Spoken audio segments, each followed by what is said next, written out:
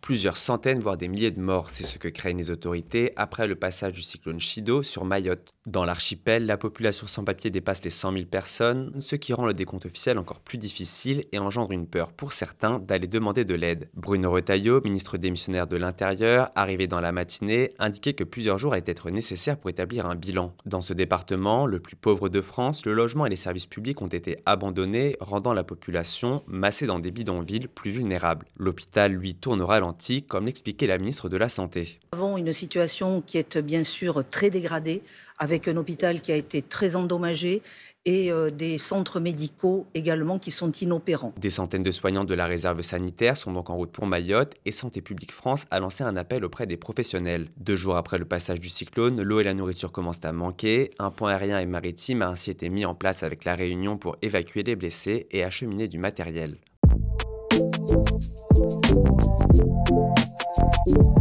Qui rejoindra le gouvernement de François Bayrou et sur quel programme? Le Premier ministre démarre aujourd'hui une série de consultations à Matignon. Il a tenu à recevoir les chefs de groupe par leur ordre d'importance numérique à l'Assemblée. Marine Le Pen et Jordan Bardella ont donc été reçus ce matin à 9 h et ont pu d'ores et déjà mettre la pression sur le nouveau gouvernement. Nous lui avons exprimé quels étaient les souhaits de nos électeurs.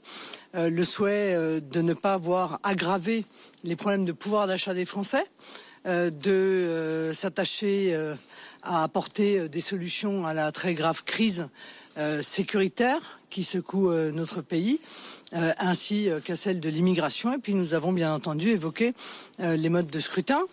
Puis c'est Gabriel Attal, chef de file des députés macronistes, qui s'est présenté devant François Bayrou, avant les représentants du PS, qui ont noté un échange cordial, mais pas d'accord de non-censure. Nous cherchons à comprendre quelles sont les conditions à partir desquelles nous pourrions être amenés à ne pas censurer le gouvernement.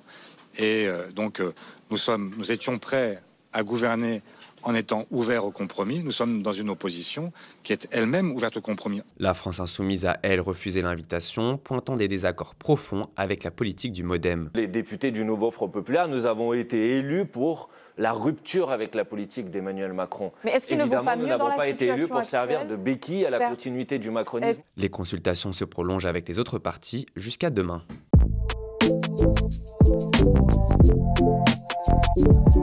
Le nouveau pouvoir syrien attaqué cherche à exister. Depuis la chute de Bachar al-Assad, Israël a mené des centaines de frappes sur le territoire syrien. Dans la nuit de dimanche à lundi, c'est la région côtière de Tartous qui abrite une base navale russe qui a été visée.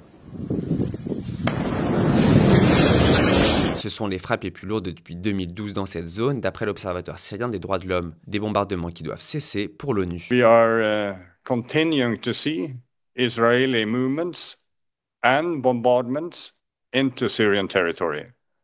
This needs to stop. Au-delà des attaques militaires, le gouvernement israélien a approuvé dimanche le projet de Netanyahou de doubler la population dans le Golan syrien, région occupée et annexée par Israël. Le nouveau pouvoir syrien cherche donc à se faire entendre dans le champ diplomatique. L'envoyé spécial de l'ONU pour la Syrie, Geert Pedersen, a rencontré Abou Mohamed al-Jolani, le chef du groupe rebelle HTS. L'Union européenne envoie elle aussi un représentant sur place et les chancelleries américaines, britanniques et françaises ont établi des contacts avec la nouvelle autorité syrienne, tout comme les pays du Golfe. Le nouveau Premier ministre chargé de la transition jusqu'au 1er mars, Mohamed al-Bashir, a promis de garantir les droits de tous face aux inquiétudes de la communauté internationale.